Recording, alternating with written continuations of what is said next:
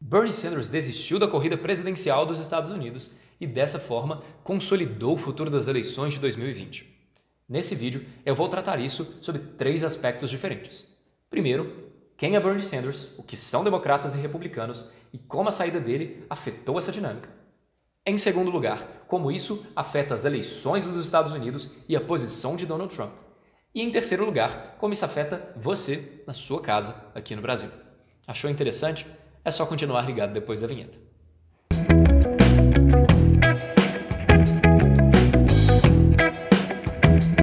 Olá, meu nome é Bernardo Nicolau e no vídeo de hoje nós vamos falar sobre eleições dos Estados Unidos e, mais especificamente, a saída de Bernie Sanders e como isso afetou toda a dinâmica de poder das eleições.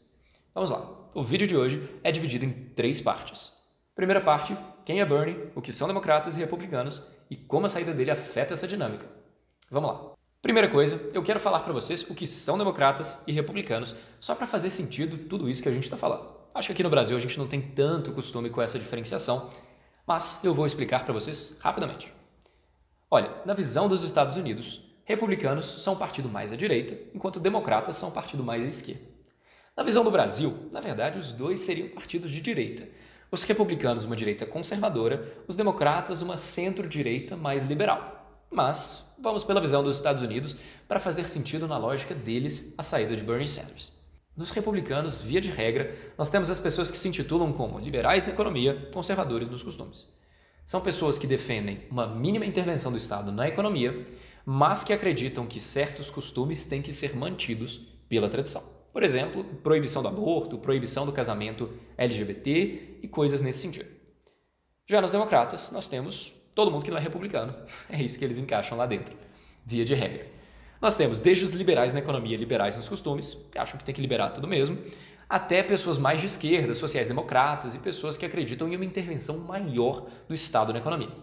Bernie Sanders entra exatamente nessa segunda categoria. Bernie Sanders era o candidato mais à esquerda da eleição. Ele estava competindo nos democratas, principalmente com Joe Biden, que foi vice-presidente do presidente Obama.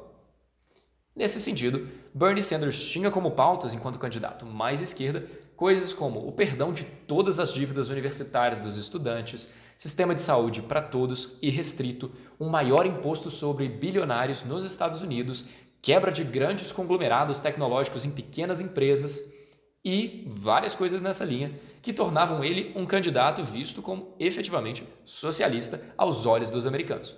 O próprio Bernie se intitulava como socialista democrático. Nas eleições dos Estados Unidos, nós temos 2 partes. Primeiro, você escolhe os candidatos. Depois, você vota se esses candidatos vão efetivamente ocupar o cargo que eles estão disputando. Por enquanto, a gente está na primeira fase. Bernie Sanders estava disputando ser o candidato dos democratas contra Joe Biden. Então, a saída dele nesse primeiro momento tem esse impacto. Bernie Sanders sai, Joe Biden fica e provavelmente consegue essa nomeação. Eu falo provavelmente só porque não aconteceu, porque na verdade dentro dos democratas não tem nenhum outro candidato que consiga vencer Joe Biden nesse momento de primárias. Então, basicamente, ele já é o candidato dos democratas para as eleições de 2020. Agora, na segunda parte do nosso vídeo, nós vamos falar como a saída de Bernie Sanders influencia as eleições como um todo e, principalmente, a posição do presidente Donald Trump. Com a saída de Bernie Sanders, nós temos Joe Biden como candidato democrata para as eleições de 2020. E Joe Biden vai enfrentar Donald Trump pelo posto de presidente. Em um vídeo anterior, eu falei que seria bastante difícil para os democratas conseguirem derrotar Donald Trump nas eleições de 2020. Mas tudo isso mudou quando o coronavírus atacou. Por quê? Via de regra, quando se analisa uma eleição para presidente, o que você tem que olhar é se os indicadores econômicos foram positivos. Se o país ganhou dinheiro, se a renda aumentou, se o desemprego caiu, coisas assim. Porque o que define a eleição do executivo, via de regra, é comida na mesa. E nesse sentido, Donald Trump, até o início de 2020, estava indo muito bem. Os indicadores econômicos estavam melhorando, o desemprego estava caindo e a população dos Estados Unidos estava com mais dinheiro no bolso. Mas, com o coronavírus, e principalmente com a resposta lenta que Donald Trump teve à pandemia do coronavírus e a forma como isso é percebido pelos eleitores dos Estados Unidos, que acham que a demora de Donald Trump agravou a crise nos Estados Unidos, é bastante improvável que Donald Trump consiga se sagrar vencedor nas eleições desse ano. Então, Donald Trump, na verdade, tem que enfrentar isso em duas frentes.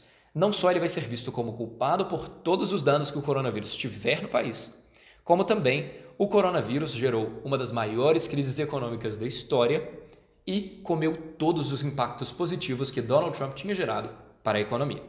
Então ele está chegando lá sem seus pontos positivos e com uma carga de pontos negativos para carregar. É bastante provável que Joe Biden vença as eleições para presidente de 2020 nesse sentido.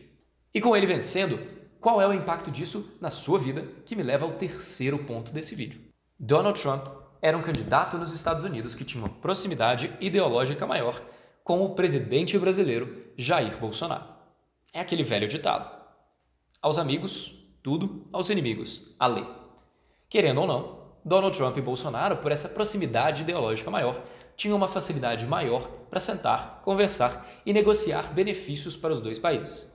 Nós tivemos, por exemplo, no caso do Brasil, a situação com a OCDE, a Organização para a Cooperação e Desenvolvimento Econômico.